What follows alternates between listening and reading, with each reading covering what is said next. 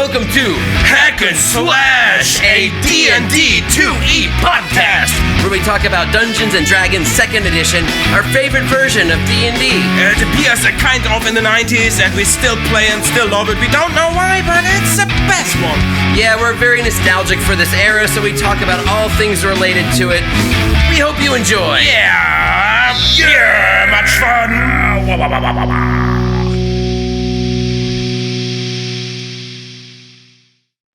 End of passion play, crumbling away. I'm your source of self-destruction. Veins that pump with fear, sucking darkest clear, leading on your death construction. Taste me, you will see. More is all you need.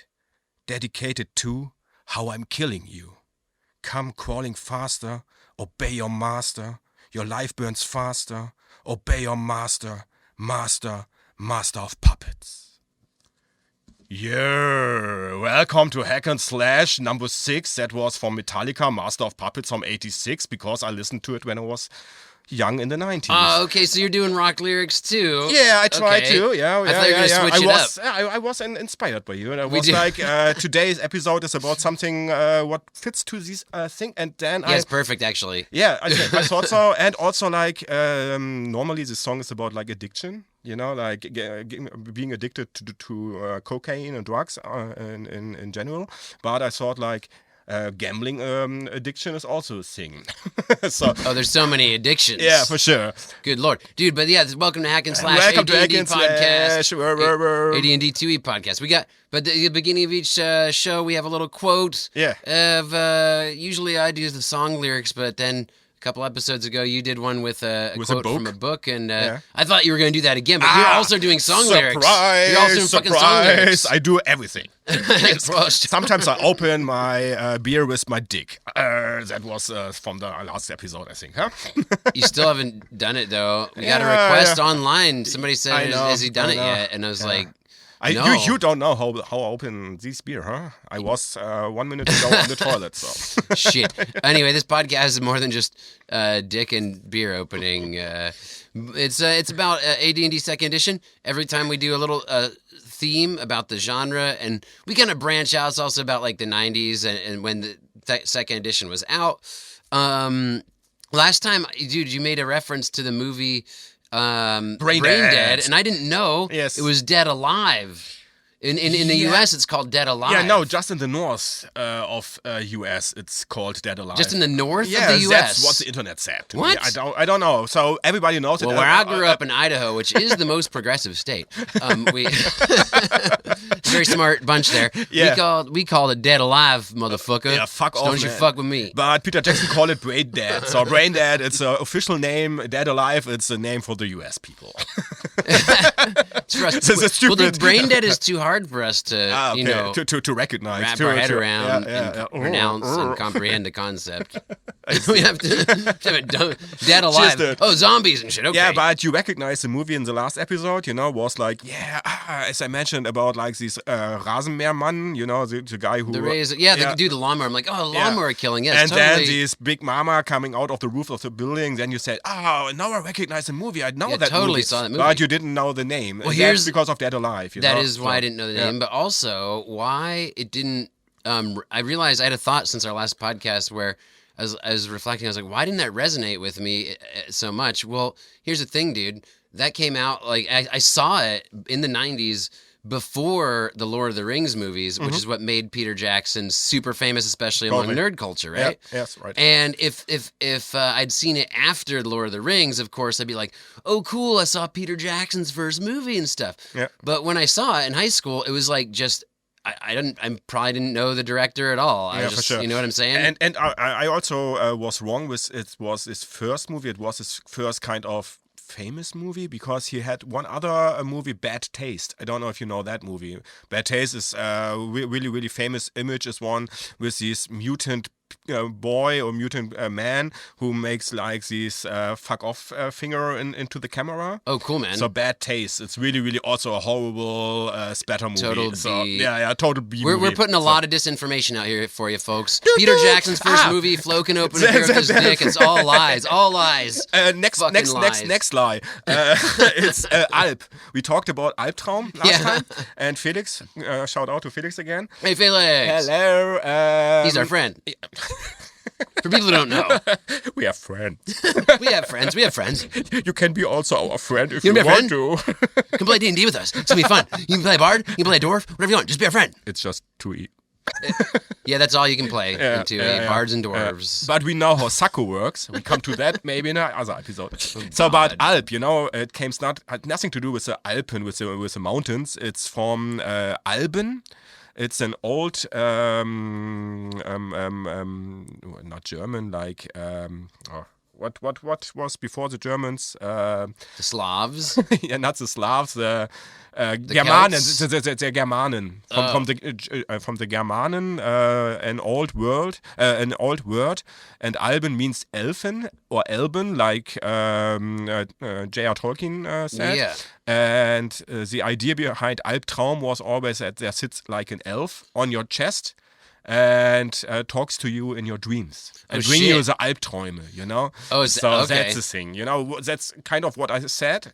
I said there was like a demon behind you in the neck and tell in your dreams, but we thought about like maybe it comes from Bavaria and that's because and then That's what I maybe thought. that's what I we didn't look thought. it up. So I did no and research. Felix said, "Hey, super fun what you talk there," but he knows that it's called Alben, and then I wrote him today and he said, "Oh, Flo, maybe check it up in the internet if it's really like that. Maybe it's just stupidest half knowledge from me." And I don't said, know, yeah. "But it's true. I researched it and it's true. It's like from the Alben, so it's like Elben, But it has so nothing to do with the Alps. it's nothing to do with the Alps."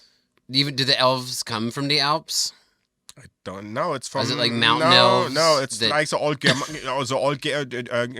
folk, Mm-hmm. So it's an old mythology from them. okay. So I don't know Germanen in English. What is that? It's like the Germans. Yeah, but like these. What is Germanen? German. I think. Yeah, but German. It's like what I am. I'm a German boy. Germanisch. But Germanisch is these old folk. Like these Viking people, not really Viking. Oh, now again, stupid as shit talking. Yeah, we don't know what the fuck we're talking Blah, blah. about. But today, Let's get to something that we do know what we're talking yeah, about. Huh? thanks, please. God damn. Toys is the topic today. Yeah, toys, and especially we came up to this topic, toys, because of it's almost Christmas season. So, and we thought about like, we want to make others gifts, and we like to have gifts, and what we love so much is toys and getting toys. And I come up now with a toy gift for you. Oh, what? I bring you something, a little gift, because I Oh, nice, dude. I switched my work and I get a voucher from my coworkers, and I bought me a book from Dungeons and Dragons and a cooking book, really nice one, and I bought myself some new dice, orange ones, because my first one was the orange one, and now I have a whole set of orange. Not beautiful, Nice. but like nostalgic, and I bought you a mini. And or you two got me the minis. Nosferatu The minis. Nosferatu, because I You knew know I love the you have Nosferatu. and you don't have a vampire mini. I knew that, I don't. So it's I the thought, one that's lacking from my top 10 favorite monsters. It's badass Nosferatu. yeah. So I thought I bring you the Nosferatu. Nosferatu minis, Yeah. Nolzor's marvelous miniatures, the D&D. Dude, oh my god, I totally am gonna, I'll have to use these guys for sure. Oops, sorry, first burp. Definitely doing it. Yeah. Nosferatu's badass. Thanks, man. Yeah, you're Thanks. welcome. It's super Yeah. rad. I knew that you like it. Yeah, it's super So cool. Cheers, dude. Cheers, thanks for the gift, man. Yeah, you're welcome.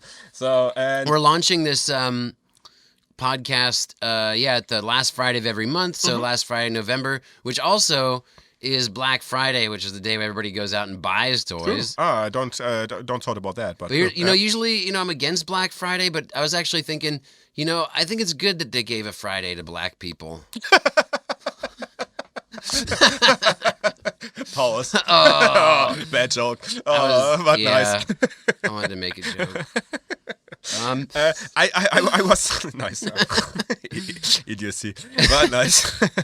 I was like thinking about like gifts and blah blah blah, and I was also I wanted to just a little shout out to Felix's brother Martin, because he gave us like these old Dark Sun books. Yeah. We had to we gave him a little bit money for that. We just got a slew of Dark Sun books, folks, and we're excited. Yeah, we are so excited. We'll probably get to play them in like 2028 or something.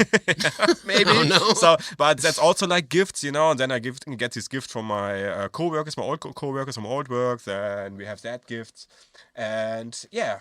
Today we're gonna talk about other gifts. Yeah, what I also wanted to say, what's weird is I still have the coughing, and you listened to that 1 month after the last episode, but we met here 1 week after we recorded the last. So I still have the coughing a little bit. So yeah, just let you know, people. I sometimes will cough, maybe. There's gonna be coughing and sickness and lies and. But I feel better. So thanks for the asking. I know one of your friends asked.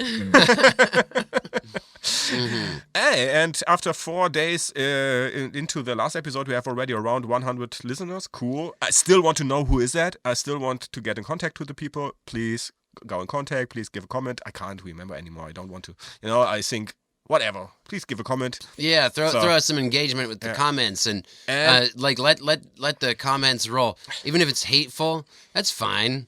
You know, we can take it. Just throw some want comments contact. out. We want contact to others. I mean, you have one friend. I have one friend, and we share one friend. We only Felix. have one friend each. So and we told you we had friends plural though, so we weren't lying about that. Yeah, because your friend is my friend. It's true.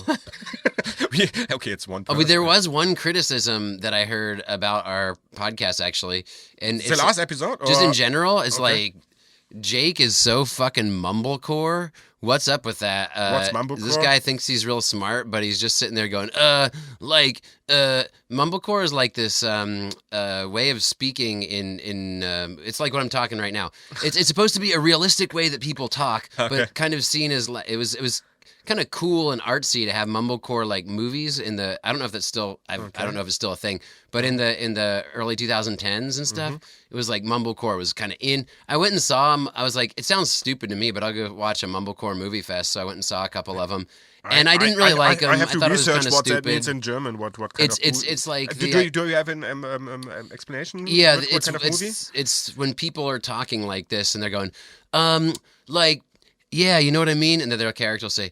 Yeah, totally. It's kind of like it's like people talking and mumbling is the way they communicate, but it's supposed to reflect the real way that people kind of talk and communicate. Do you have an explanation of a movie, kind of? I don't know any movie examples, but I do speak it. I do speak in quite a mumblecore way. I just know you, like I know you, and you speak like you speak. Well, that's to the me, thing. you know, it's how I'm just thinking. Fuck I'm you, talking guy. how I'm Whoever thinking. brings a criticism. Well, you know who fucking said that? Who was it? It was me. I said that, Flo, about myself. Oh no! Fuck yourself, then.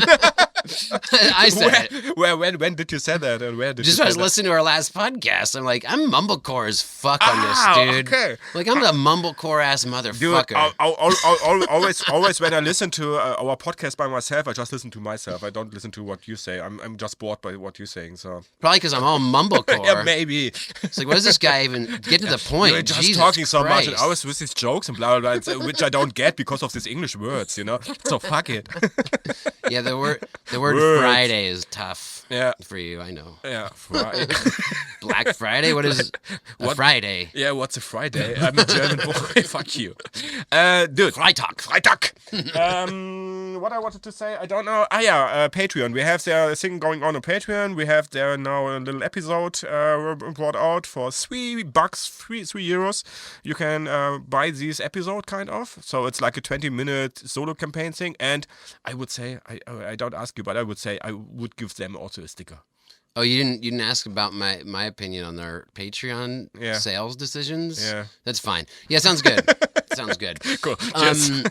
Yeah, Clank. Yeah, that's right. We did after we recorded last time's episode. We recorded us playing a miniature D&D session with my badass character Byron von Harker, Vampire Hunter, in a cool ass graveyard scenario, and Flo had some zombies. There was some pumpkin thrown. It was fun. Yeah, and so was nice. It's also nice to listen, I think, because it's cool. different than the podcast. Yeah. It's just we talk, we talk like private. So we have additional content. It was a lot less mumblecore for me, I thought. So there's some private content like of us playing D&D as well as stickers. So please check out the Patreon. We do actually take a lot of time out of our lives and our work and our wives' time with them. And thanks again to my wife for letting me do this. Thanks, my wife too, please, and your wife too. Yeah, so please, if you want to kick something our way, then money. I mean, give me your money, bitch. For the work we're doing, we'd really appreciate it. It's an independent podcast. We're here to have fun, and we're very passionate about this. But that's, I think, what makes a good podcast. The podcasts I listen to and enjoy are ones that are independent creators, independent content, and that's kind of what keeps us able to keep doing this in this medium is because of Patreons, So Totally. please become one if you get a chance. And we're only asking for much, just like a couple bucks, enough to get us. Basically, my starting goal is enough to pay for the beer we drink on this podcast. Speaking of which, I'm grabbing my second. Hold on. Me too. Little pause here. Now, okay, you go. I gonna There will be listen no to. dead air. Okay, cool. Now you are. There will be no dead air. Yeah. I can tell you to be or not to be. That is the question. Whether 'tis nobler in the mind to suffer the slings and arrows of outrageous fortune, or to take arms against the sea of stop trouble. it, stop it. No one want to listen to that. People want to hear Hamlet. Yeah, for sure. But It's been around for a long time for a okay, reason. that's why they listen to us. You mean? You have a ball opener? Where's your dick? Pull it out now. Wait, it's clunky. It looks like a key. It looks like a keychain. Yeah. Your dick looks like a keychain. Yours not? You Germans sure aren't. Something else. In Germany, our dicks are made of keychains because we can open doors and beers with them. It's like a tool. We can do a lot with that. So what's up with toys, dude? I didn't do much prep for this. I have a question for you. Okay. Before we start that. Yeah. What do you think? What I love next to D&D the most, also next to my wife. Okay, don't put my wife there, but. I was gonna say poo-tang, but I said poo-tang. I meant to say poontang. What's poo-tang? Wu-tang. Poontang is the vag, but poo-tang is something I just mistakenly said. But what and is it that? sounds like the tang drink with poop in it. Yeah, but what is the other one? What you said? I don't know. Poo-tang. Poontang. Poontang. Is it an Asian food? I mean, technically, It is. it means vagina. So yeah, I mean, Oh. you could go to Asia and get some sweet Asian poontang. Is that what is it? An American word for something? Yeah, for it's- vagina or what? It's vagina. It's a slang term for the genitalia. vagina. Ah, It's a slang nice. term for the female genitalia. Nice. Is it an Asian food? It does sound like it could be. It could be. I'd like some poont. Dude, I was at an Asian restaurant last week. It was someplace. God, where was I? I think it was in Vetting. And you know the word cumin. Yeah. The spice cumin. Yeah. On the menu in the English translation, it said "come in." Like put in. Well, whatever. True. Yeah. I got some laughs off it. Yeah, nice. What do you think? What I'm love next to D&D the most, kind of? Other than your wife and poontang. Yeah. My wife is Poontang, you mind? Yeah, I'm gonna say any combination of those two things. Even your wife's poontang. What is your favorite thing?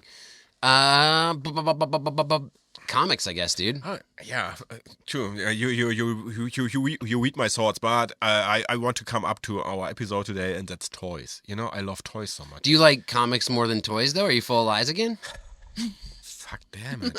It's equal. What is your favorite color? Can I roll a d20 on that? Let's a d20 decide. It's 1 my through first. 10? It's my first roll of this d20. Oh, nice, your new orange D20, Yeah. dude. So roll here on the podcast. 1 to 10, it's comics, and the rest is toys. Okay. As I say, 17. So it's toys. It is toys. Makes no sense. We've because averted and yet another lie. Obwohl, no, makes sense. Obwohl, it's a German word for I don't know, but obwohl, you can Google that, translate it. It means although. Oh, thanks. Yeah. You know that. Hey, you can speak German really well. A when you know little the word. bit, yeah. I was told by a German person, I said the word Gelegenheit in a discussion if I was fluent in German or not, if I could speak. And she said, if you know the word Gelegenheit, that means you can speak German. So Gelegenheit means opportunity. So if you're trying to learn German, just know that word and you can speak it. Cool. According to this lady in a bar that I met 4 years ago. all your friends from the US or wherever they come from, and now the word Gelegenheit. Just they speak think, Gelegenheit. cool, now I'm a German. I'm a German. I can speak the word. Nice. So it's toys, and I thought about now if it's really like, was it in the beginning comics or was it toys in the beginning? But of course, I grew up with toys and more when I was a kid than with comics. So I always had toys like Jurassic Park or dinosaur toys, Transformers, He-Man toys, wrestling toys, WWF toys. I love them. Teenage Mutant Ninja Turtle toys, blah blah blah. So yeah, I grew up with toys and I love toys still, and I love toys since I can think about, and Master of Puppets, that brings it to the point, like back to the beginning. Like puppets. It's like puppets. Puppets are toys. Playing with puppets, Yeah. Also in my old game club where they play Warhammer 40k, like playing these strategic war games, they also say like, we are grown up men playing with little puppets. So true, kind of. So yeah. By the way, this song was from '86. I was 2 years old when it came out. And I listened. I really picked it because I listened to it in the '90s. So, Yeah. and I still love this song. It's a cool song, I think. Yeah, I mean, So- of course, you always listen, I think when you're growing up, you listen to a lot of stuff that was from some years back when you were much younger. So Yeah. if you grew up in the 90s, you're listening to shit from the 80s. And it's Yeah. totally in the D&D second edition Oh, era. yeah. So Well, and also it was on Stranger Things with the bat True. guitar. So I you didn't forgot about think that. about that when no, you I did didn't. the I didn't. choice? Honey, because I have also the Demogorgon from Stranger Things here standing as a toy. we always make these huge dioramas, and Today we busted out, Flo It's got a lot of crazy. toys. And you too. I brought some of my toys. Yeah, I bought a lot. I'm But you so brought proud. the Demogorgon, yeah. The Demogorgon. But you didn't even think about the fucking with No. Eddie playing the fucking guitar Damn on it, I'm so Stranger Things. stupid. I'm so stupid sometimes. Yeah, but yeah. Yeah, that last season was so I badass. don't thought about that, but yeah, I loved it season. So good. The first one and the fourth one I loved the most. So really cool. Yeah, man. Well, yeah. I was thinking about the kind of the idea of toys, of adults playing with toys. And when I first asked you, you said you want to do an episode about toys. Yes. And I thought in my own head, in my own mind, I thought to myself, well, gaming miniatures are toys, so I guess that counts. But then I thought, I wonder if in the gaming mini culture, of which you are completely immersed in, Yes. if there's some thing where people are like, oh, we don't call them toys Yeah, because we that's are like grown beneath up, us. so So they're yeah. gaming miniatures or something. You know what I'm saying? Some sort of It's more pretentious. serious Yeah. because we want to win there and we go to tournaments and blah Yeah, blah exactly. blah. There's- And it's also art There's- and artsy, like so we paint That's them what I all. thought. Yeah, I thought maybe there'd be some I totally pretentious get your point. goddamn It's shit, not dude. an action figure. You can't not move the legs and the arms and the head and whatever and can switch the weapon or whatever. No, it's just a plastic toy and that's it. But I was really glad. I was so happy that when you said to me, no, Of of course we course. call them toys. I'm like, sweet. There's no pretentious bullshit. It is what it is, and you know what it is, and you own it, Yeah. and you're kind of like, we are happy about who we are and what Yes, we're doing. totally. And we're not And like this trying to make some community, pretentious bullshit. There are for sure so many idiots also, like in every community, in every society, whatever. So, but on this specific point, I think I never found or never met a person who said it's not a toy or so. Everybody was agreed with it is a toy. It's we play with toys, of course. So and that's so cool, and it's like the inner child is still alive, and that's so sweet, Yeah. That's so important, I think, For me, it's always weird when people can't play, It is. It's kind of fucked. Yeah, and I also think then there's something happened, Okay, that's a psychological thing. Then Yeah, like cultural also, like so Western yeah. civilization. And, Yeah, can be. Yeah. But I think more like I don't know where if in arts, I think in every culture kids are Well, playing. Yeah, well, with kids, toys. but like once you reach a certain age, it's sort of like there's only certain games and toys that are culturally allowed, and other ones not. Mm-hmm. And the prime example that I always think of, because I totally agree, and I think it's totally cool that when you play with toys, I'm an actor as well, and like a lot of this idea of acting is like you are accessing all these different parts of yourself, Yes. and playing like as if you were a child. Like when you're doing improv, you know, you're like kids who have a Barbie house and some GI Joes and being like, here's now we're making a story. You're improvising with it, you know, and so you're very much attached to that. So it's really fucking weird that there's people, I'd say older people, I think in younger generation is not as prevalent, but they're like, oh, you know, they're very critical of this idea that like of playing with toys. And then they'll go and watch a Hollywood movie and they'll see all these actors and they'll suck those actors fucking dicks. If they met him in real life, and they probably imagine sucking their dicks before bed while they're fucking their, you know, spouse or whatever. They're holy. They're holy Hollywood actors, and all those people are doing. These actors, they're basically engaging with their own inner child, and they're playing, and they're doing the same kind of thing as what anybody does when they're playing with toys. Yeah, true. And one thing that like is culturally acceptable. Again, I got to make this generational divide, and I'll get to that later of why, you know, people of kind of our generation, younger, more comfortable with accessing the parts of our inner child that allow for that play. But older people, you know what's really, really super culturally acceptable for them?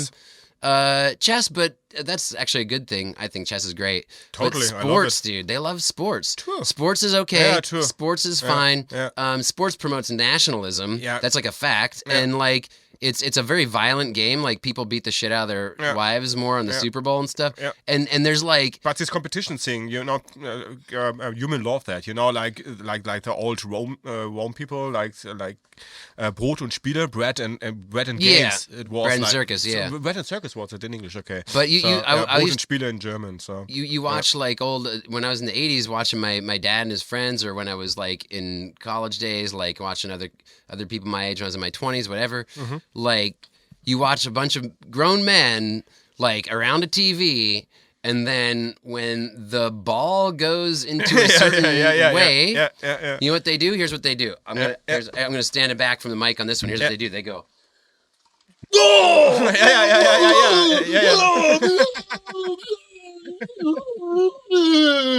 like apes. Like retarded apes, and like your gorilla from the last episode. Yeah, that's the only way. But more stupid. The only way they can access their inner child is through like nationalism and violence, because that's kind of like the culturally acceptable thing. But that's man.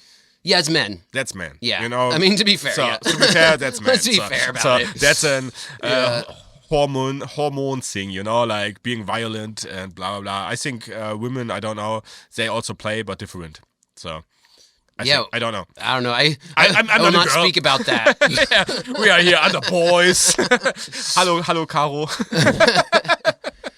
That's our friend. She's also our friend. Yeah. But yeah, dude, that's why I think like toys, like I think partially because the internet has allowed people to create communities where that community didn't exist before. So like before the internet, you know, you want to hang around with a bunch of people. It's hard to find like fellow other people who are into like playing D&D or playing with, you know, that kind of thing. It's just a bunch of sports dudes, you know? Yeah, totally. So like now these communities it's were more created. Famous, people are but, like, it's about D&D right now in this moment. It's growing, and of course there are coming more like YouTube channels, and there's Critical Role or whatever, and you can watch people playing D&D, and it's getting more and more famous, even with like Big Bang Theory or Stranger Things and blah blah blah. But of course, I got your point totally. You know, but like, that's why is because the internet has become, you know, so ubiquitous and in our lives that people are like, hey, you know what? I like this thing, and I'm gonna find someone else who likes it. And look,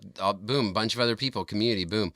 And so, and now it's become more socially acceptable to like toys and to nurture your inner child in a way that's not quite so damaging. I was. It's strange. Or exhausting. Yeah. It's more chill and drink a beer and smoke some weed. Yeah, well, that's for example, you know, like you can do that after the sports. So I used to, yeah. Yeah, true. And I love that to do after I play sports sports. sometimes, like for sure. But I was never like the sporty club guy, going into the sport club and playing soccer or something. I tried it once, but I'm afraid of balls, so of different balls, not my own. Strange balls, stranger balls. Yeah, but that's why I was on. I played sports when I was a kid. I was on teams for a while. I loved Tischtennis, so table tennis. I love it. Whatever. Hey, but that's just something I get back to that later. But that's just something that I wanted to note about this episode in my own. It's totally cool. Because why is Dungeons and Dragons? You mentioned the Joe Manganiello quote a couple weeks ago, where he says that this brand is experiencing a resurgence after 50 years of existence, which few brands ever witness. Yes. But I seriously think that's a part of it. Next year is 50 years. 50 years D&D, dude. And part of and that 40 years flow. It's because you're catching up, but you'll never win. We'll never win. It's the nature of time, homie. Yeah. Fucking 10 years. My big brother D&D. But you'll what's cool about that is why that is, I think, is because the idea of what's culturally acceptable about how to connect with your inner child, especially as a man, again, thanks for pointing that out, is weapons. It's become more open-minded culturally. Like you can, and it keeps you young, dude. Like to connect with your inner child in this way. Totally. It stops you from aging. People are like, totally. We got to stop ourselves from aging, so we'll buy drugs, but then we'll also keep on judging others for playing with toys and be real hard-assed, aggressive, psychologically fucked up motherfuckers, and not really understand the connection. I have a really, really, really nice. I will search for the quote in the break, but I have a really cool. I made a little research about history of toys, especially D&D toys, and I have a really nice quote about like. It's also about the Satanic Panic, what you talked about the last episode, especially a little bit more, and it's about like I have to find out the quote and then I'll read it after the break, but toys and playing and the inner child, I have sometimes the feeling that I'm not so grown up. I love to play so much. Yeah, but you're 40. So it goes to show. Yeah. What is grown up? Your amount of years on this earth is the same as anybody else who has that same amount of years on this earth. It's a cultural perception. But I am so a child still, and I love it. I love to watch at my toys. I don't play like I was as a child. I play with my little planes and jets. I don't know, man. But I still I paint and I play with figures on the map for D&D and blah blah. And I love to use little minis for D&D games. So and I love this inner child, and I love this feeling of being like a 40-year-old man but still a child. But this is the thing, man. Like, do you work? You pay your bills. Yeah, is that grown up? Yeah, I have don't know a wife. if you vote or whatever, but like you're doing I vote, stuff. You're doing all the stuff that you don't know that a citizen does. A person who lives in a society. Yeah, and in addition to that, I have a relationship you are to having a wife. Your so, things that you have. It's like you really have basically a healthy life. Yeah, a healthy life. Those same kind of things that somebody say from the 70s or 80s would have had, who would severely judge what you're doing with your other time, where your mind is, Yeah. And it's like, dude. There's this term like the infantilization of society, where people are like, oh, grown-ups are playing with toys now and shit, and it's like, and there's like a critical look at that, and it's like I'm completely the inverse. I'm like, yeah, because we're like staying young, homie, like. We're doing all the things. We're being responsible adults. We are responsible adults. But we are also then enjoying our lives and keeping ourselves healthy and young. Fuck you guys, really. Come on. Look at these toys, what we brought out here. You will see the pictures. Look at these toys. They are just fucking rad, They're awesome toys. So looking, they're art. For me, they're art, so I love them so much. It is art. And they're getting more and more crazy. I mean, there was like... You know where the Rost monster, the owl bear, and the boulette, or like how others call it, the land shark? The boulet. It's a French monster. It's a French monster. Or the land shark, is it also called? Yeah, it's a better term. Do you know where these three monsters especially come from? I do, but enlighten the listeners. Yeah, cool. We've read the same Art and Arcana book. Okay, it's also there inside. It's true, but I have it also here, like printed out on another page. I found like it's like in. He did way more work on this one than me. In Hong Kong, there was like produced like little bags full of gummy-ish plastic toys, like dinosaurs and blah blah blah. And there was sometimes in these little bags there were like 5 centimeters or 10 centimeters in a square. So, and there was like 10 little monsters inside. And sometimes between all the dinosaurs, like realistic kind of monsters, there was like also a fantasy monster. And no one knows really what they thought about what it should be. So maybe, as they say, they also say could be that it's a counterpart to Ultraman because of the Japanese Ultraman movie line and series. Okay. And Gary Gygax and some other people from TSR, from the company of Tactical Study Rules. Now we know that. We're learning so much from this podcast. Really, I do, really, about all this nerdy shit. Yeah, me too. I love it. I love it too. It's so cool. Excuse These to do rabbit that. holes, it's so That's why cool. I love it. Yeah, me too. Cheers. Tactical Studies rules. And they found like they grabbed like these little bags of minis, and they found like these 3 little creatures, like, and they didn't know what that is, and they say, that could be that and that could be that and that, and then they bring out like a Rost monster out of these minis. Yeah, they just grabbed these little random things from the toy shop and were like, this bug-looking thing.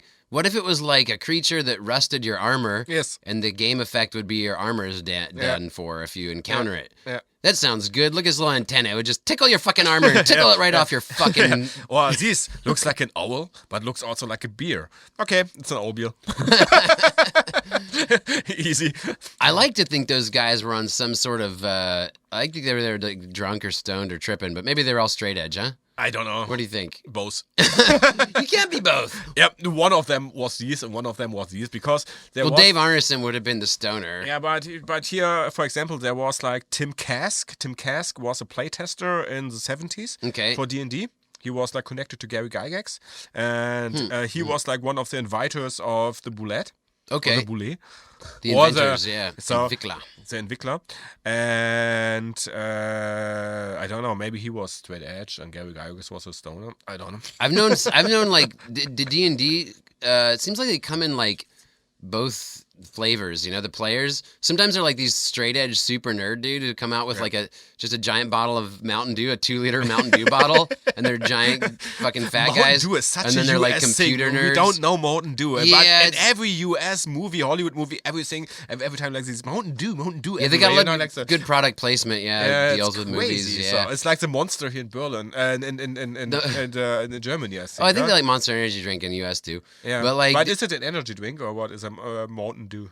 Oh, it's I think it's dish soap with a little bit of caffeine that people like to drink. It tastes like dish soap with caffeine. Yeah, like Monster. So. Yeah, it tastes a little bit like that. It tastes even more actually like dish soap than Monster, Shout out dude. to Michael. He loves Monster. No, Monster tastes like sugar with Gummibären. Monster Energy drink tastes like when you walk down the grocery store aisle with all the cleaners. Yeah. The way that aisle smells is what Monster Energy drink tastes like. Yeah, but good Mountain Dew tastes like dish soap with sugar. Okay, so it's completely different. Yeah, but there are these nerds. But anyway, also the other kind of people that play D&D are like people like myself who just kind of enjoy the drinking and smoking of cannabis while you're playing, so because it's really fun. Yeah. But then there's like, it's crazy. There's like the straight edge crowd, and then there's like the people who like it as a party. You know, because I didn't really thought about that a lot. But when I was younger, I started D&D when I was 15, and it was kind of straight edge. Just alcohol a little bit, you know. But all my friends who I played with know other drugs, and they're really like. Other drugs are the devil, you know, like blah blah blah. And then I begin to smoke weed. That's funny. So and then there was like I was not anymore their friend, you know. So and then I was like, fuck, I can't play D&D anymore. And then it was really like a pause. I could play. Oh no! Because it was like, fuck, Flo's now drug addicted. He smoked weed. He's a drug addicted Dungeons and Dragon player. Next step is suicide. Yeah. We don't want that in our lives. Yeah. Fuck off. Fucking Satan. Yeah. Satan strikes again. He's claimed another innocent life through Dungeons and Dragons. We thought it ended end of the 80s, but it's the beginning of the 2000s again. Satan is here. So yeah. So and really, then I had a pause of playing D&D because I kind of left my friends, but because also I was not really connected anymore to them because they could not understand that I smoke weed and it was cool for me and I hang out with the punks and blah blah blah, and they was like, no, Flo, we always said no to drugs. So they don't say that in these words, but it was this feeling of, like. Yeah. And of course, I was then the DM, and I was sometimes stoned, and was maybe not. Nobody DMing says say no to drugs when they're saying no to drugs. Yeah. It just makes you sound like a fucking idiot. And for sure, I was not the best DM then with 16 and getting stoned. so I apologize for really, that. Really, I gotta tell you, like, I was a bit badass DM, stoned as fuck. You are really good at being stoned, like, so yeah, it's cool. Yeah. I'm not. I'm just stoned and like and mixing things. You're more like the negative stereotype of a stoner trying to play Dungeons. Yeah. So oh no, dude! I think my rust monster rolled the wrong D. You're supposed to be a 20. all your bones are rusted. No. What? Flo, doesn't the rust monster rust the armor, not the bones? Oh no, dude! Fucked it up again. Like that. Oh, nice. No, I can keep track of like 20 different NPCs while I'm baked. As fuck, way more than the rest of the table. So yeah. So just throwing it out there. It's not possible for me, and it's also like I'm not a big smoker. I'm more a more drinker. Dude, let's make a little break. We are around like 42 minutes now, I think. Oh yeah, okay, man. So we can have a little break and talk then more about like how to use toys, maybe. Yeah, and but maybe a little history about toys. I gotta talk about my favorite dude. Just a little sneak preview for the next half of this podcast. Okay, cool. It's this man right here on my shirt, Kevin Smith. Kevin Smith is I so gotta good. talk about Kevin Smith. Yeah. I talked a lot now. I give you the mic. We'll do whatever. This is very spontaneous. Little break. Do you have anything to say before the break? I don't know. Genitalias or so? Yeah, I gotta tell everyone a very important message. I'm totally fucked.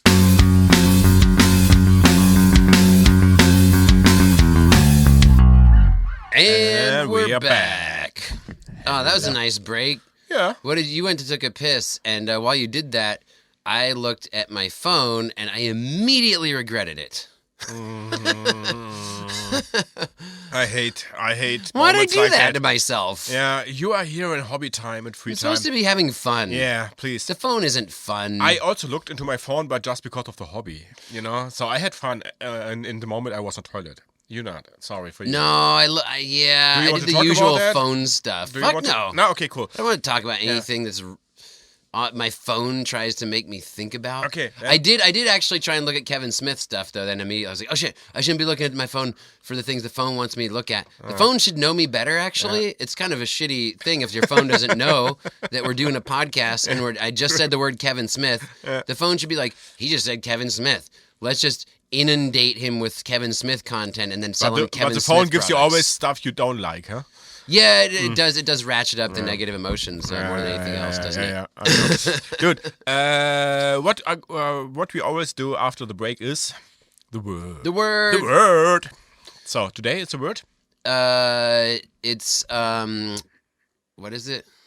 Should I start with the German word? No. It's puppeteer. Yeah, cool. Puppeteer. Puppeteer. Right. Puppeteer. Now, puppeteer, is a guy who does the puppets. Yes, who plays with the puppets. Who makes the puppets happen. Yeah, on the strings and blah, blah, blah.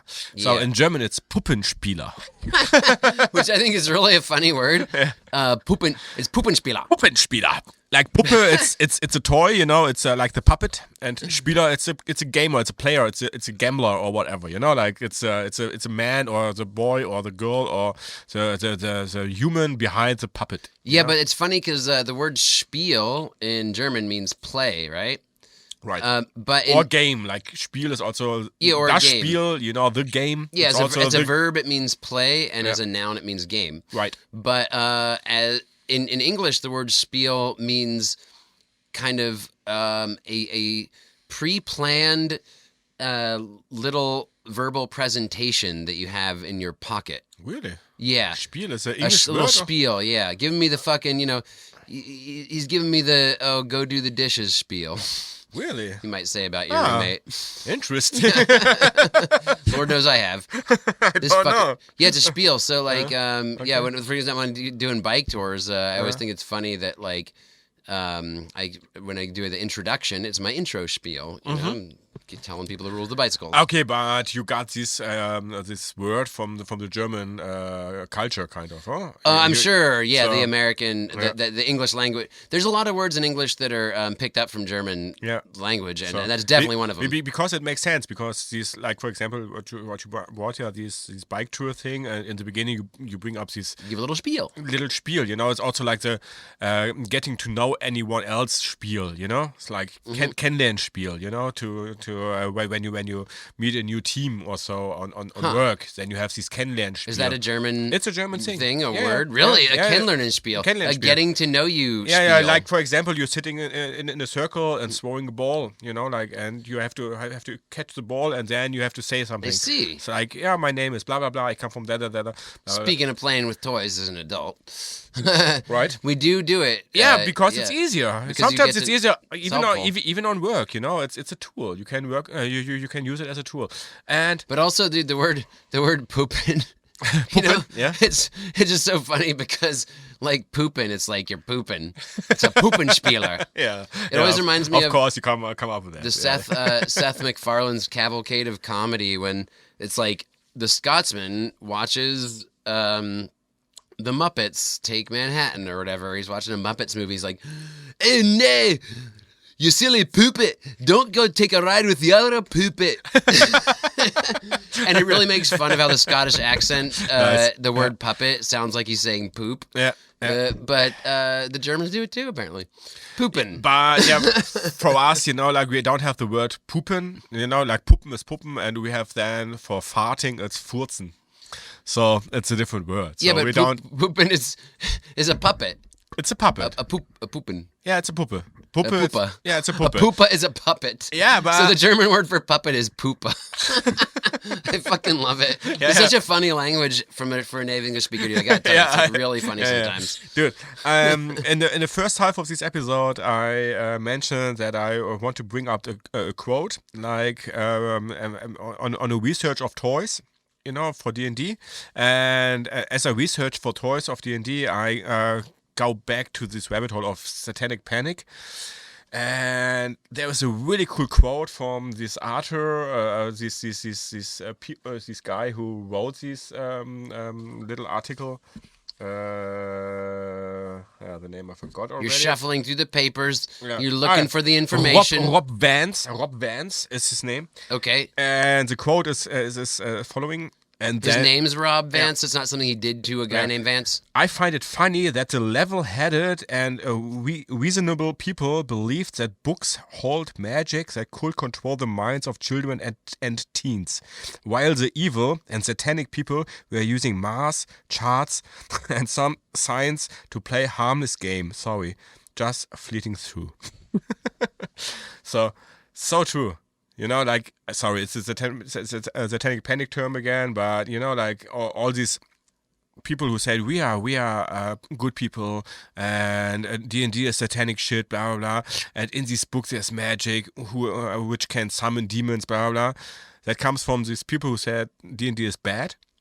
So, and they say it's magic shit what's coming out of these books. And the people who play D&D, they say, no, it's math. it's a game with rules. Yeah. So they are like the reasonable people. Right, right. You know, the irony behind that. It's Yeah. so weird, you know. It's Like, like- so they are the reasonable people, the people who said D&D is bad.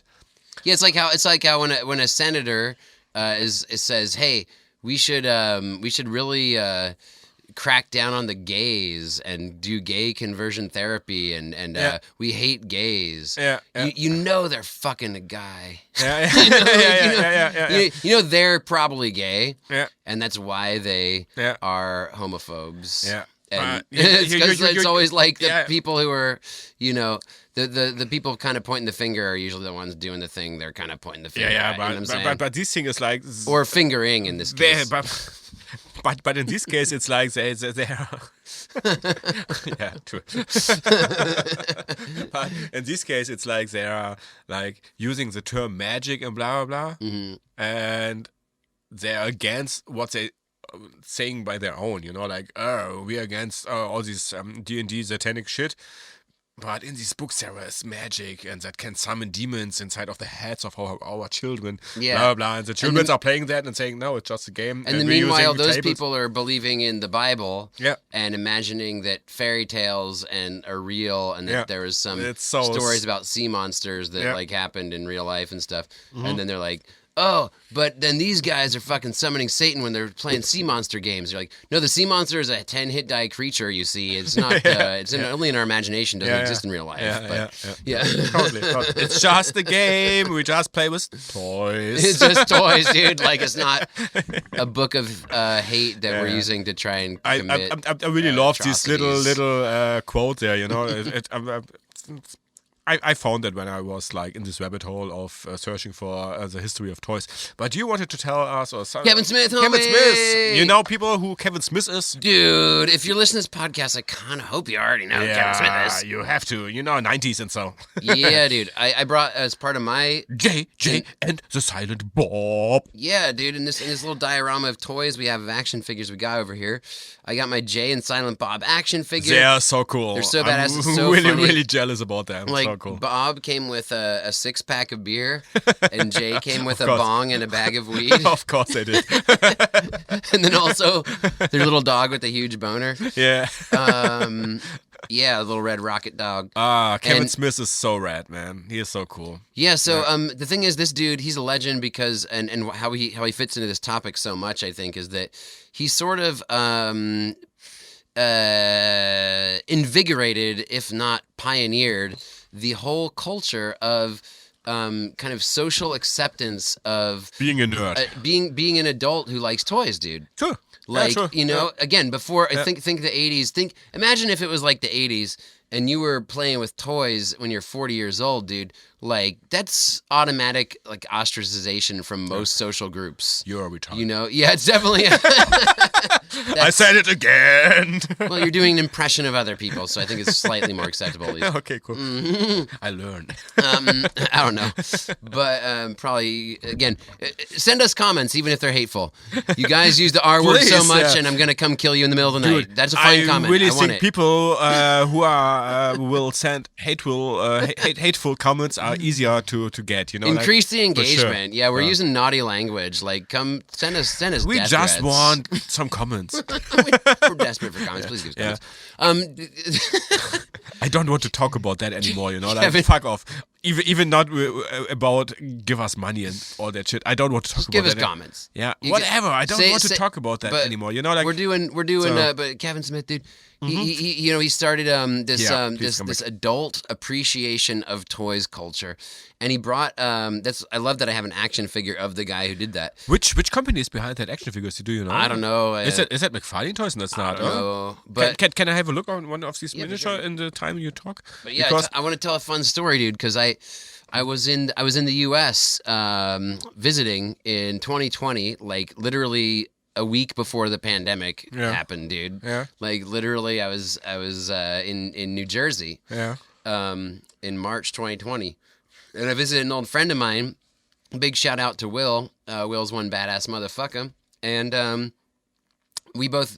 I knew Will from living in Portland, Oregon, and then I moved to Germany, and he moved to New Jersey, and I went to visit him, and he was kind of in a New Jersey suburb, and I was like, part of that trip was I went to New York City, which was like badass and totally. There's tons of tourist shit to do in New York, so I was like, that I could do my tourist shit there, Yeah. And then I'm like, but visiting New Jersey, I in the suburb, I don't expect anything that's super interesting or touristy. I just want to hang out with my friend, And then he's like, hey, dude, we gotta check out. This is where Kevin Smith grew up, and we can go visit the shop where Clerks was filmed, and it's Nice. a convenience store, and it's in like Leonardo.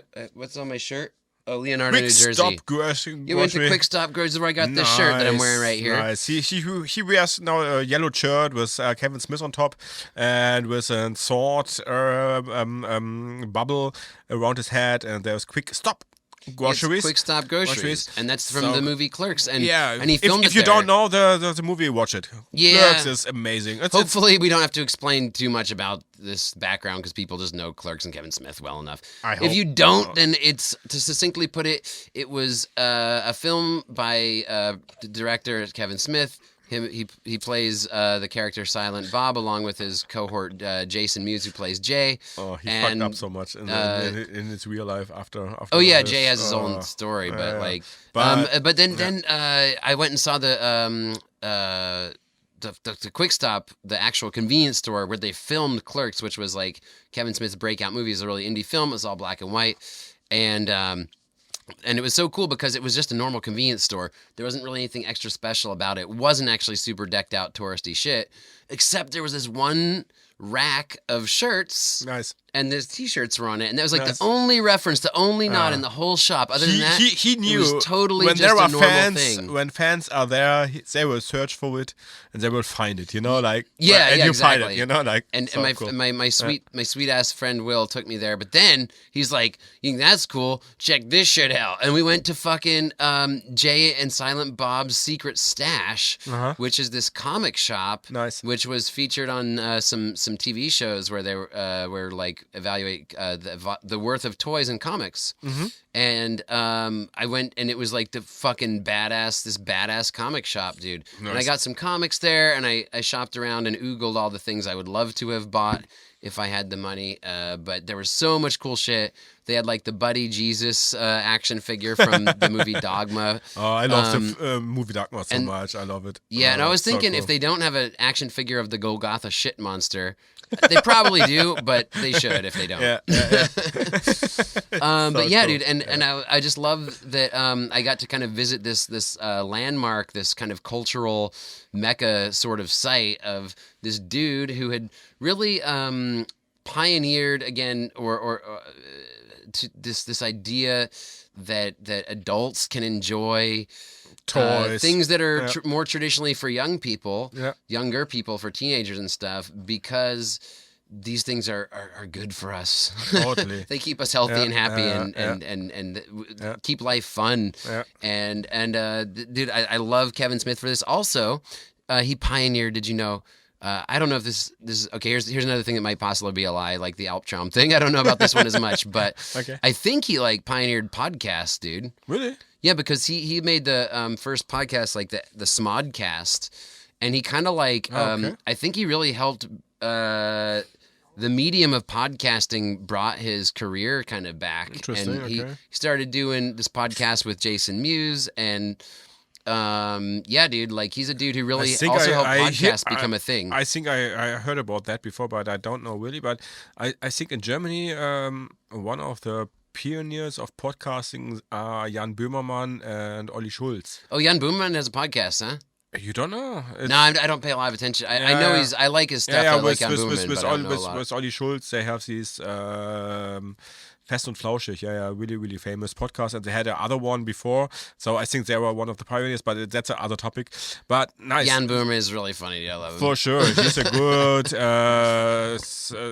sarcasm, political guy here in Germany. Yeah, Yeah, for sure. there's a guy who does away with the stereotype that Germans don't have a sense of humor, dude, because he's fucking hilarious. Yeah, but yeah, he's really like going really, really deep into all these fucking edges of political ways, you know, like he has really, Yeah. really trouble with, for example, who's a president of Erdogan. Turkey? Yeah. Erdogan, Yeah, for example. that's He made the poem that said Erdogan was fucking a goat, and then Angela Merkel wanted to fucking deport him to Turkey. Yes.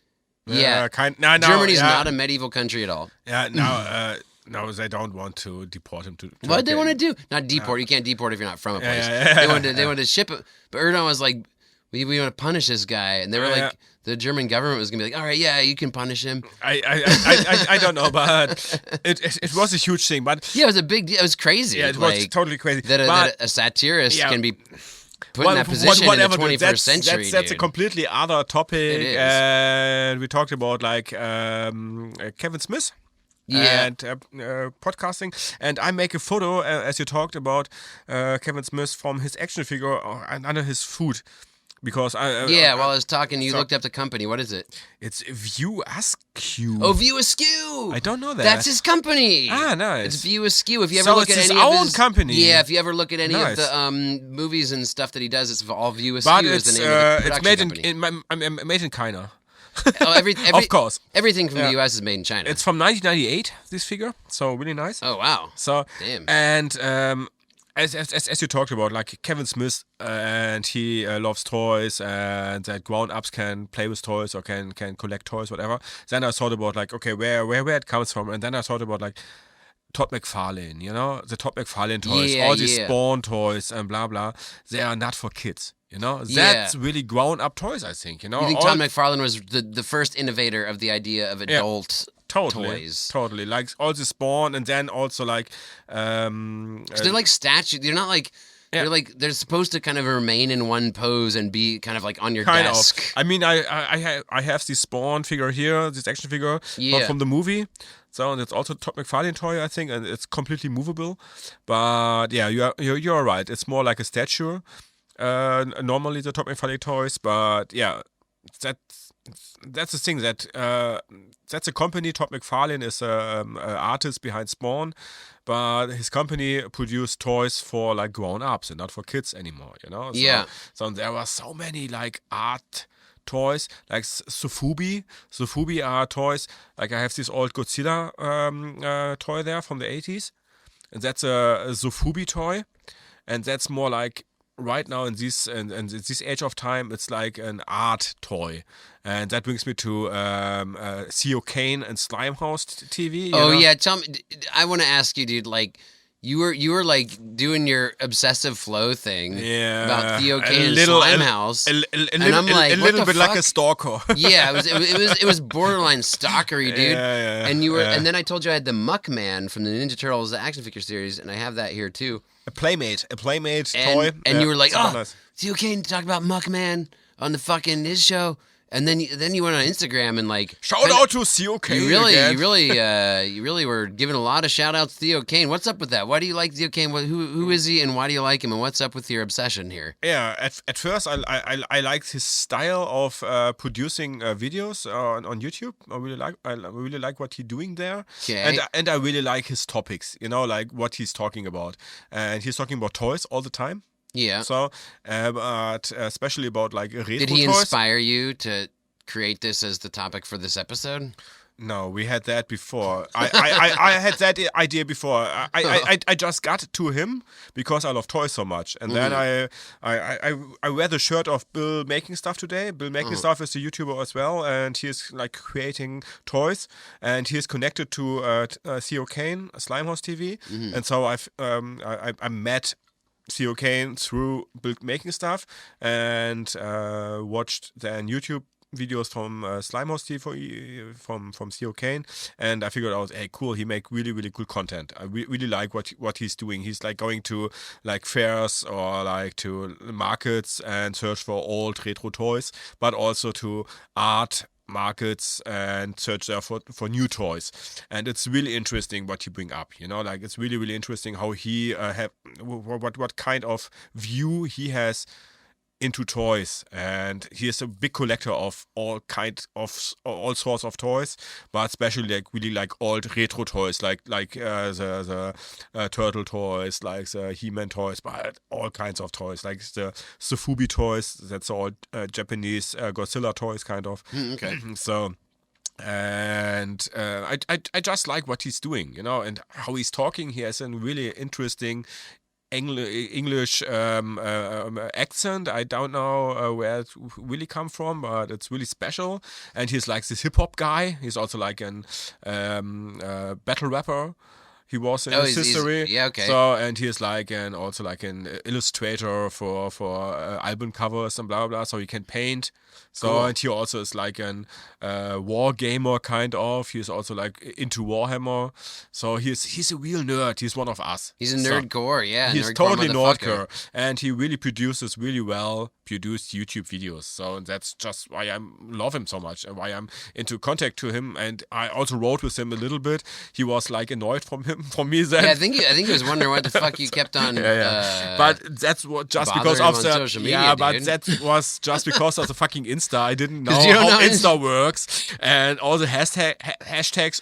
He doesn't know how Instagram works, dude. So it was not like, oh, sorry, I don't want to bother you, guy. I'm just like, yeah, I just my God, it was make so all funny. the hashtags to you. So I was so embarrassed to yeah, see me your too, in the profile end, so, when you were doing that. So, and I was like, and since 2 months, I'm Sounds like a not really- doing anything about him. Today we will do again because hello, see you okay. it definitely like So- you gave off the vibe of like some really like legitimately creep. crazy Like a person, creep, like a creep, someone's, you know, hey, like- hey man, I fucking love your show. Totally. Oh, Yeah, man, totally. let's get together and have some beers sometime, man. I'll buy all the beers, so you don't have to buy any, you know? Let's get hang out. Me and you, homie. Me and you will hang out. I love you. But honestly, Total like Slim Shady. Yeah. you know, but honestly, it Dear- was. dear Slim. But honestly, it was more about like in one video clip he said, "Yo, all these new YouTubers and podcasters and blah blah blah, they have all to connect each other and support each other." And I was like, "Cool, I watch your videos. I really love what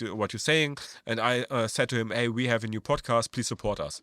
So can you please give a shout out to us in your video clip?" So that's the main point what I said, you know. So and then I was like, yeah, cool. I got and he said, yeah, cool that you have a podcast. Please send me a link. And I sent him the link to our podcast. Say, cool that you want our link. Blah blah blah blah. And then I was like in contact to him. And then I always put the hashtag Slimehouse TV. And then he was like, Flo, what's up with all this? Hey, dude, what's up with Homie, all these like, hashtags? So yeah, it's like- I said, sorry, I didn't know how that works. I didn't know that you will see all the hashtags I put there, you know. So okay, I let it, you know. But yeah, I'm kind of a fan, but I'm not a fanboy, you know, like whatever, you know. Does so he do any D&D toys?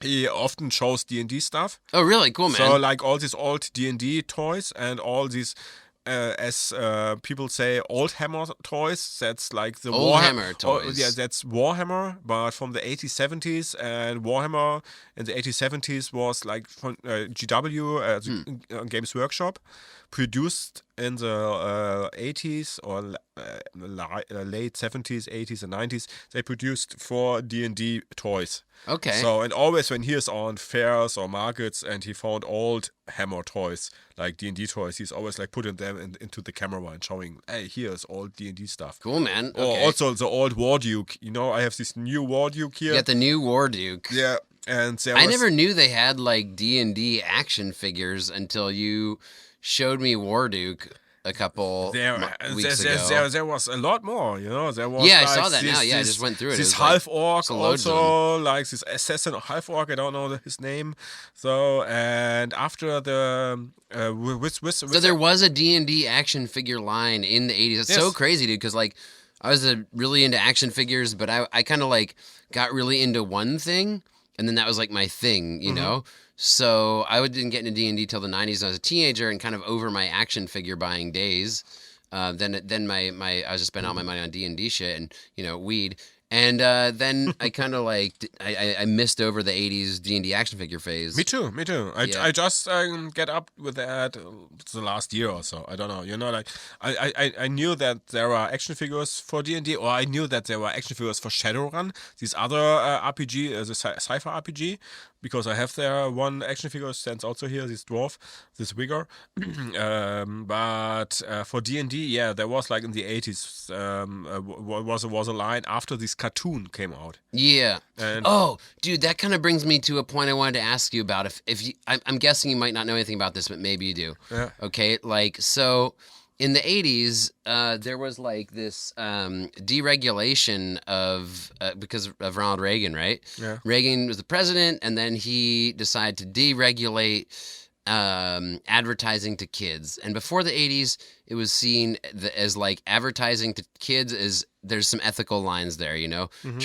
Advertising itself is a bullshit thing. You're tricking somebody basically into giving you money for a thing. Yeah. And you have to always be in their capitalism. You gotta always be trying to sell it, you know. And to do that to a kid is like before the 80s was seen as like, nah, that's not really okay.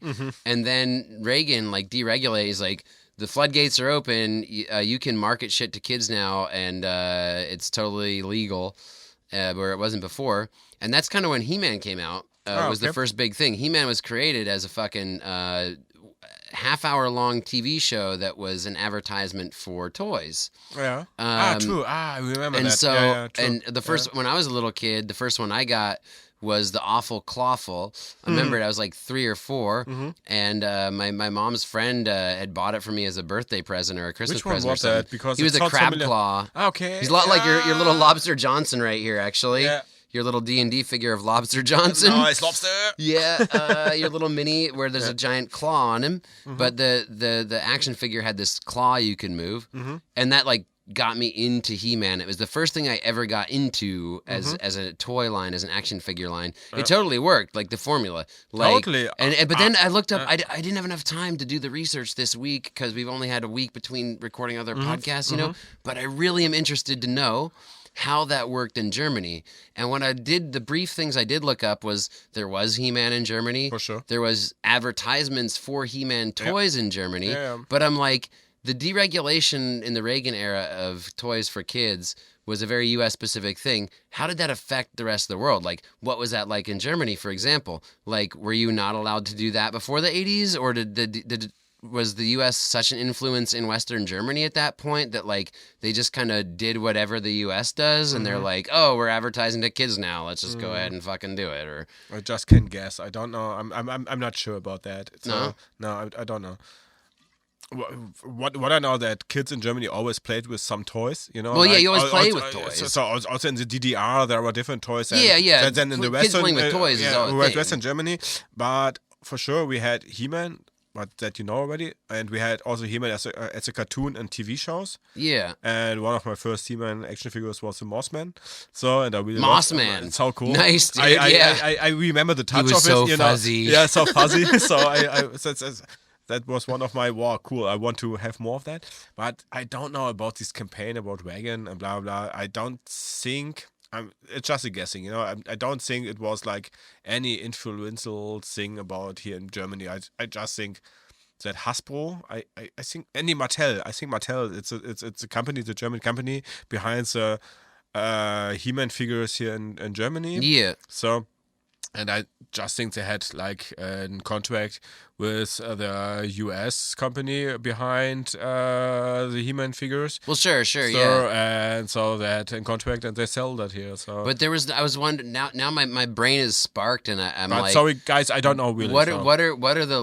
How did that deregulation of advertising to kids in the US, what was happening in the rest of the Western world that might or may not have reflected that? Like, was it always legally allowed to sell toys to kids in Germany, but no one ever really did it because they're like, what the fuck ever? And then it happened in the U.S. and they were like, they're doing it in the U.S. Let's just do it here. We bring He-Man and sell He-Man toys. We had this game store, but it comes also from the U.S. We are so influenced by the U.S. Toys R Us. Well, yeah, totally, dude. Toys R Us was the headquarters of Toys R Us so much. Dude, yeah. I was so addicted to Toys R Us. Me too, dude. So oh my god. To go to all these shelves, you know, like what the fuck, you know, like with this wagon in front of you, like, oh my fuck, god, make it full. There was also this game show where did you watch that game show? Yeah, me too. With the shopping spree at the end, they had that over here. Yes, it was the Nickelodeon. Yeah, the Nickelodeon shit. Yeah. And that weird host that definitely was on cocaine. It could be. Oh, I dude. don't know. The host of that show was completely coked out of his mind. Yeah, could be. Yeah, there's this show on Nickelodeon where it was a game show for kids, and then at the end he won You could push a shopping cart around and pull all the shit you could fill off shelves. In 3 minutes or whatever, you have to pull out whatever you can. You know, like, make it full. Yeah, but or in 1 minute or whatever. I don't know. You know, like the game show host, he was so coked out of his mind, dude. I can't remember that. But. In retrospect, like even as a kid, I was like, "Something's up with this dude." And then when I think back on it, I'm like, now that I'm an adult, I understand what people who are on cocaine are like, and that guy was like that. But we had all that shit here also, you know, like just like translated into German. So, but I remember this guy, the game show host. I remember an episode. He goes, "You guys ever wonder why Bart Simpson is yellow? I think maybe he has jaundice. You know, people who have jaundice are yellow." Oh well, on with the show. I'm like, what? Okay, nice. A product of his time. That show, the What's 80s. jaundice? It's like a disease you get where your skin turns yellow. It's horrible. That's hepatitis. I don't know. Yeah, I don't really know anything beyond it. It's I only what know what I learned from that guy on the game show. When you use I think jaundice is different than hepatitis.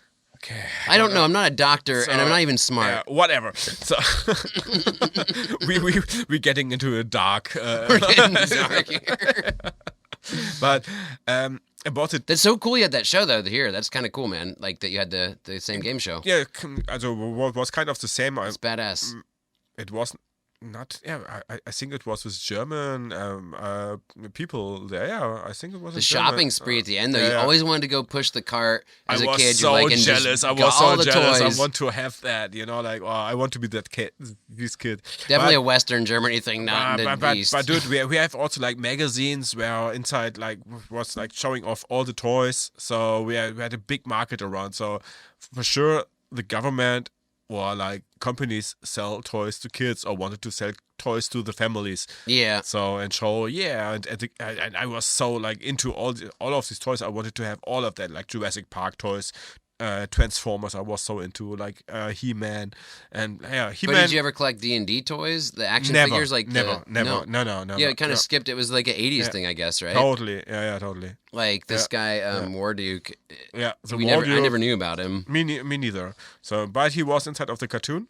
So. Oh, he was in the 80s cartoon. Yeah, he was. Okay. So, but D&D toys, I really got really late into D&D toys, and it began with like miniatures and painting miniatures and using miniatures for D&D. And then I figured out, okay, there were also more D&D toys and also like miniatures to paint, like this miniature which I brought you today, this Nosferatu, also especially D&D toy. So yeah, specifically, yeah. Yeah, and then there are others like the dicelings, what you can buy right now. They are like 20-sided dice. Yeah. And they are like Transformers. It's a dice, and you can turn these dice into like a monster or like a creature, like the Beholder or like the Red Dragon, what I have here, or you have the Old Bear. So there are also toys, you know. So it's so funny. So it's so interesting how that changed. So from the 80s to now.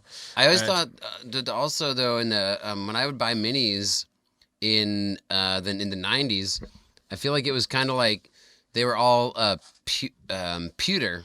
Like I don't recall I think there was no plastic ones. Yeah. I remember the Pathfinder minis came out in the late 2010s. I started getting all those. I was like, oh, Pathfinder minis, that's so cool.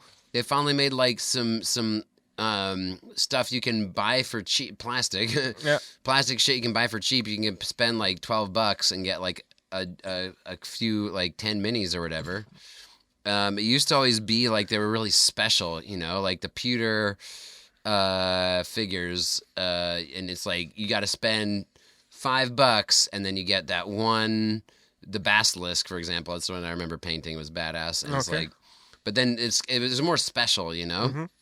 But you also wanted more minis, so I guess that's the nature of the Capitals game. Like, then all of a sudden you get more and it's cheaper.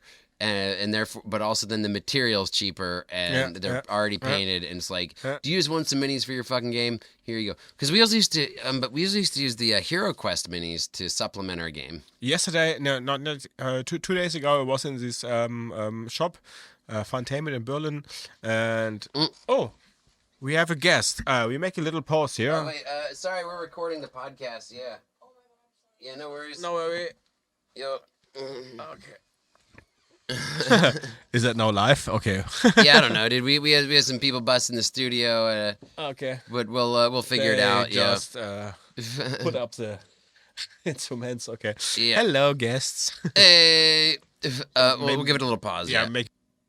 Oh, we just had like some people come in because we're in a shared rehearsal space. So Yeah. I don't want to edit this. It happened. It's fine. Yeah. It's real life. It's real life.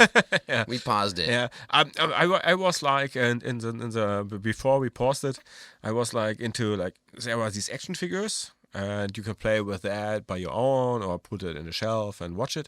But there were then these miniatures which we use in games, like and when I started D&D, I never played with toys. I just had the Cinema in the Mind role-playing game. So I never had really like showing off like maps and putting minis on the map and blah blah. That recently happened like the last couple of years. Really? Yeah, because So- that's like your main thing when you're DMing. You were Totally. very. I love to put up maps and Yeah, creating world on You put really a lot like of 3D. work into it, dude. Yeah. You put a lot yeah, of work yeah. into it. But it's kind of a new thing for me, like it's like a 3 or 4 years thing now, maybe a little bit longer, I don't know. But like At these- least long so- since I've known you, homie. Like, yeah, I don't know how long do you know us? I know you since like 5 years, dude. It's already okay. Then it's like 5 years maybe. 2018 it started- plus 2023. Yeah, it's I'm 5. not good at yeah, math. okay. So it's 5 years or actually, but okay. It started with as I started with wargaming with Warhammer 40k and all that shit. So then I figured out there are so cool minis I can use them for D&D also. So and then I figured out how to create maps and put them on the table. But before I never played really with toys in D&D. So I had like Did you do when you played as a teenager? Were you like doing more Cinema of the Mind then, or yeah, what? totally, Really? completely. That's so crazy. Like, yeah, completely. that's weird to imagine. Without anything. It's on like the table. imagining your friend when he was a teenager and he's a completely different person. Yeah. But in D&D gaming terms, it's like Yeah. if you knew a guy who was a total nerd in high school who now has blossomed into a fucking brilliant athlete, and it's like, Yeah.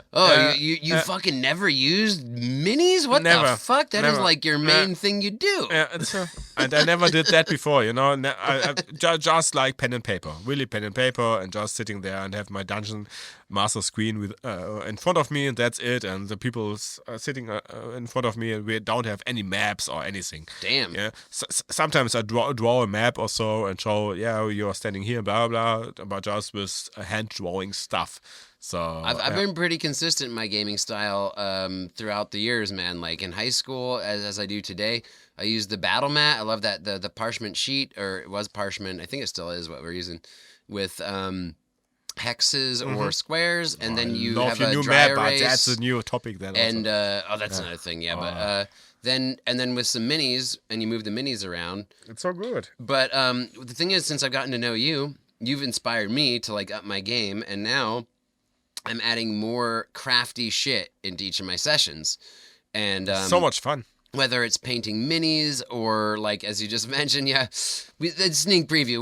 We'll do more on that later. But I made like my whole campaign map, and I used. I love to create terrain, for example. Putting Yeah. trees there, putting stones onto the wall for sure, onto the map, and whatever. Like really creating a little world on the table. But So- you the way you do it, man, like. No, I don't think. I think very few people actually create that brilliant of experience. And we've spoken about this before in this podcast, but like the idea that Dungeons and Dragons is an art form, or have we? Have we spoken about that yet? Yeah, a little bit, but we This idea that D&D is an art form, that gaming is an art. I can't remember if we really talked about I that. forget if we talked about it on the podcast or just between us off but the podcast. we know that will be a new topic, and that we will invite there one people for that. So one guy. Yeah, but dude, gaming is an art form. Totally. Podcasting is an art form. Yeah. They're like kind of these emergent art forms of the 21st Action century. figures and minis are the art form for sure, and Yeah. also the packaging of action figures are the art form. All this packaging of this new War Duke, it's such an art form, like these transparent packaging, and you have this box and you can open it, and in front is a really nice colored painted picture, and then you can open it and you see the action figure inside of the inside of the package. So it's so sweet. It's an art form, like, and all these miniatures are art, and painting miniatures, of course, it's art. But you are like use colors. A very avid mini painter. Thank you. I love it. It's my hobby, and I always was into like painting, if it's on paper or whatever. But I was always like in crafting and painting. Yeah, so, we'll throw out some pics on Instagram of Flo's minis that he's been painting, by the way. Yeah. Because I think we should. Yeah, I'm you already that. are on your own Insta now that you've copped onto the medium. Now I got all of the millennials are using a little bit. So. how in 15 years they'll be on TikTok too. Oh God! From the subterranean post-nuclear chamber. That's what people are using right now, right? TikTok and whatever. I don't know. I'm not into all that. I think they're just sucking each other's dicks. Yeah. Dude, how long are we into? We're done. I think, huh? Yeah. It's okay for today. We talked about crazy much stuff. I mean, I printed out so many papers, so many pages, and I didn't go to anything about that. But whatever, it's fine.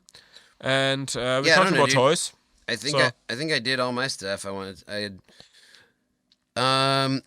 no, okay, of course. Whenever I look at my list, I'm always like checking what I missed. Actually, I did pretty good. Usually, by this time, I say we're gonna wrap it up, and then we go on for a half hour more because we forgot all this shit. But yeah, actually, we talked about every single thing except one thing. Okay. Which is the Monster in My Pocket series. Dude. What I bought there also this little goblin. Yeah, they are perfect. And you painted up the controversial Kali action figure. Nice. Yeah. There's a kind of a villain or a hero. It's an ambiguous figure in my campaign. Yeah. Who's a ogre magi. I hate her with so much. Your character hates my her. character. I feel like Rico. you as a person hate her though. Do you hate her? Do you as a player hate the character in the game, or are you role playing a character in the game that hates this character? Good question. We come to that. Yeah, do you actually? I don't know, dude. No, it's Rico.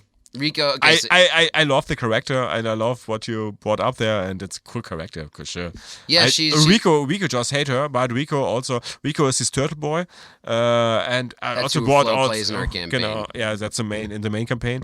So it's my main character, and it's a monk, teenage mutant ninja turtle kind of, and he hates her. But in the last session, he changed into like a pacifist, and he don't want to kill anymore. He still fights, and he still will punch people, but he will not kill anymore. And the bow staff is a great weapon for that. Yeah, it's cool. Yeah. So, but this Ogre Magi. Yeah, she's I a hate four-armed. her because she's fucking evil. So. She is evil. She's lawful evil, and her sister is a player also. It's Caro. Yeah. So and we love Caro, and she loves her sister. Yeah, we got some good story dynamics with it, but like the creature is a four-armed ogre magi. Yeah. And we wanted to paint up. You wanted to paint up this brilliant figure for it. Yes. And what you did for her was you bought the Monster in My Pocket, which is an old little toy line from the 90s. Yes. And there was the Kali action figure, the Kali Monster in My Pocket. So controversial. And it was very controversial because like Hindus are like, oh, that's a real monster deity to us. Yeah. It's not a monster. It's like saying Jesus is a monster or something, you know? Like he was, maybe. Yeah, Jesus was a monster. No, I'm just kidding. I love Jesus as a fictional character. He's fun. He's a fun guy. He's a handy man. And, he would smoke weed for sure. Completely chill with Jesus. I'm just saying. He's completely hippie. I would never kill anybody his name because I'm not a psychopathic asshole, but I definitely... Jesus, motherfucker. I would hang out with him and Mickey Mouse and the whole fictional gang. You know, they're fun. Yeah. Like Kurt Cobain. He's not fictional. I think he's real. I saw him. Fuck, you saw him. I saw Nirvana Yeah, live. true. Don't forget. Yeah, I forgot. But yeah. dude, like the Monster in My Pockets, you fucking painted up the Collie action figure and made it into, and it was brilliant. We'll post that on Instagram for sure. I didn't bring her today because she's so fragile though, because she's like rubbery. this rubbery thing. Yeah, but we used to play Monster in My Pockets. I also switched her arms into like katana. Yeah, you like completely kit bashed the shit out of it, homie. And I also kind of like, I really loved what I did there, but I also was like, it's a shame because that's a Monster in My Pocket creature and there's so much history behind that, so it's so retro and so nostalgic, so I don't want to destroy it, but I have to. So yeah, I know you're like that. You're like, in the sake of art, I will destroy. Satan's to me now I have to. But we used to play Monster in My Pockets, and this is the point I wanted to get to just for the end of the podcast. People always used Monster in My Pockets for D&D games. I know that. Yeah. You too? Yeah. Yeah, nice. Yeah, because again, it was before. This was when D&D was putting out their own figures, and they were all pewter. And they were kind of expensive, and they're a little bit like exclusive. And it was like one by one. The idea was like you'd buy it, you'd paint it, and it was like Warhammer, like totally. Yeah, each thing was like. But then this is before in the 2000s. That's why it's when Pathfinder came out with their mass-produced minis. Citadel, this company behind GW Games Workshop, produced also like D&D minis, and that's also like you have to buy them, build them, or maybe or maybe they are out of tin, but you have to prime them and paint them. So, but the Monster in My Pockets was like how Pathfinder minis were in the 2000s. Yeah. They were like in the early 90s. And it was like you buy a pack, and it's kind of random, and some are worth more than others, and you're kind of trying to collect them and get the rare ones. But as you know, it's the again the trick for the kids and their capitalism. Like just keep on buying it, and you'll get the rare ones sooner or later. Yeah. And you'd buy these Monster in My Pockets. Each of them had point values, and it ranked through on the value of 5. So 5 was the lowest, and like 25 was the highest. Okay. And I was totally into that before I was into even D&D even. It was like the year or two before as the precursor, Mm-hmm. And then me and my friend, one time we went out in my yard and we started like playing like on the yard with our Monster in My Pockets, like as if they were on a battlefield, and like how much could they move? We used a ruler to use their movement, and then like based on their point values that they already had, 5 through 25, like how much they could interact with each other in battle. Okay, nice. We just made up our own little D&D game without knowing it. Nice. But that's why, like, I was into Hero Quest and Monster in My Pockets at the same time. I was just like, what if these two things were like, we could just combine it? And then, again, as I mentioned in an earlier podcast, our friend's older brother introduced us to D&D, and it was like this perfect synthesis, this combination of all the things. It was Hero Quest, and it was what we were doing on our own with our imaginations with our Monster in My Pockets on 3D terrain that was just the outside. And but that was like, I remember thinking how cool that was, that we could have this game where it was all together in one. Nice. And then we used the Monster in My Pockets figures and the Hero Quest figures. Those were all the toys we used on our battle map. So cool. Yeah, so and creative. Then we so buy cool. buy the pewter figures one by one, but we had a whole bunch of them because we had Hero Quest and we had Monster in My Pockets, Nice. Nice. So yeah, but that's so cool. What action figures. What kind of imaginations can bring that to kids, but also to grown-ups, so you can bring them, put them in the hands of people, and you can make something out of it. So often I have figures in my hand and think, cool, I can use that for any kind of adventure right now, like, oh, cool. I didn't have an adventure in my mind before, but now I see this miniature. Now I have an idea. So it's so cool. Sometimes it's other it's way. It's going to be all the characters versus Kylie Minogue. I found a Kylie Minogue action figure. We're fucking doing it.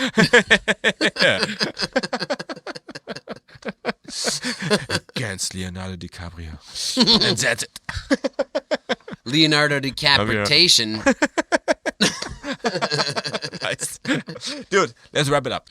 Yes, I think that's okay, huh? It's good. Cool. I had fun. Did you have fun? I had so much fun. It was cool. It's the only reason I do this. Yeah, so, yeah. It's a hobby. It's fun. Give us money. It's a hobby. Again, we are on Patreon. If you're still listening if you're this deep in the podcast and you're hearing our conclusion, Thanks. that means that there was something that we did for you that compelled you to listen to us speak about the things we love for 1.5 hours. So in exchange, we ask you kindly, or beg, depending on how bad the economy and inflation gets, to please give us some money for our work and our endeavors in putting something out there where we're speaking about something we love and something that hopefully you love too. Yeah, and also if you want to that we speak about a specific topics that you like, then we could do that also. Like Yeah, seriously, like let us know. We already have some topics from friends like Felix. What we want to talk about. Felix is a real person. He's our friend. And maybe he will join once. We will see. So No, we're just gonna keep building that up. That's good. no, but he said already in the art episode he want to join. So maybe we can make that, or Michael can join also in the other episode. Michael is also like Yeah, we have friends. They'll come. They'll... Shout out to Michael's podcast also. Oh yeah, dude. Yeah. Pause For thought. Yeah, so a friend of ours who helps us produce this podcast and also Michael, people know already who is Michael. He plays the bass. Well, if you're a regular listener. Yeah.